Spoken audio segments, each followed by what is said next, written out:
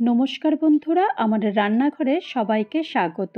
আমরা আমাদের কাজের চাপের কারণে আমরা চুনো মাছের রেসিপি প্রায় খাই না, কারণ এতটাই সময় লেগে যায় মাছ বাছতে, রান্না করতে।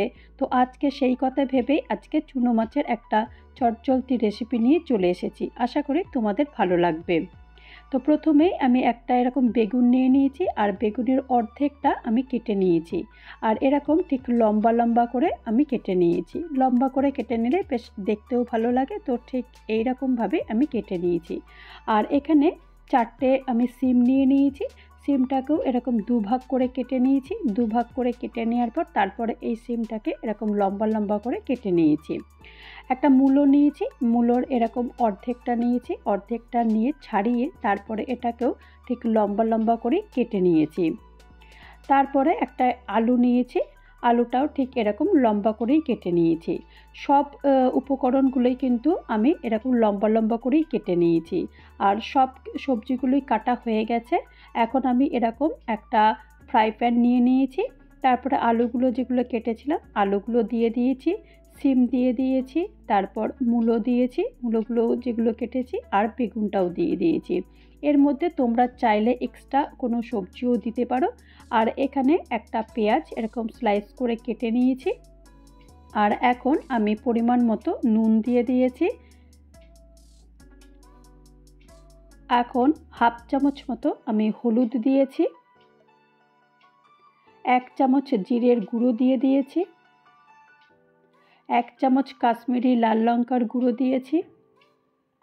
আর এখানে 4টে কাঁচা লঙ্কা দিয়েছি। ঝালের স্বাদটা তোমরা তোমাদের স্বাদ অনুযায়ী দিও।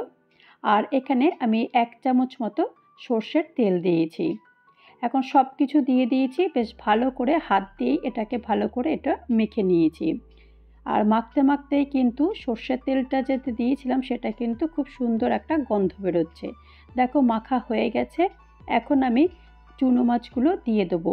এখানে আমি 250 মতন আমি চুনো মাছ নিয়েছিলাম। আর এই মাছগুলোকে আগে থেকেই আমি ভালো করে ধুয়ে পরিষ্কার করে রেখে দিয়েছি। তারপরে ওপর থেকে একটু ধনেপাতার কুচি ছড়িয়ে দিয়েছি। ছড়িয়ে দেওয়ার পর ব্যাস রেডি। এবার গ্যাস অন করে দিয়েছি। গ্যাস অন করে দিয়ে ঠিক এই রকম অবস্থাতেই আমি আর 2টো কাঁচা লঙ্কা দিয়ে দিয়েছি, আর একটু বেশ ঝাল হবে। আর তারপরে এখন ঢাকনাটা বন্ধ করে দেবো, কারণ এখন সবজি থেকে কিন্তু প্রচুর জল বেরোবে, কারণ মূলো, সিম, আলু এগুলো রয়েছে, এখান থেকে প্রচুর জল বেরোবে। দেখো আমি এখন 5 মিনিট পর ঢাকনাটা খুলে দিয়েছি। আর এখন সামান্য পরিমাণ আমি জল দিয়েছি। এখানে কিন্তু একদম বেশি জল দেওয়া যাবে না, এই রান্নাটা কিন্তু একটু শুকনো শুকনো হলেই কিন্তু বেশ ভালো হয়। তারপর আবারও ঢাকনা বন্ধ করে দিয়েছি। দেখো ঢাকনা তারপরে আবার খুলে দিয়েছি। আর দেখো আবারও কিন্তু বেশ খানিকটা পুরো জল কিন্তু বেরিয়েই গেছে।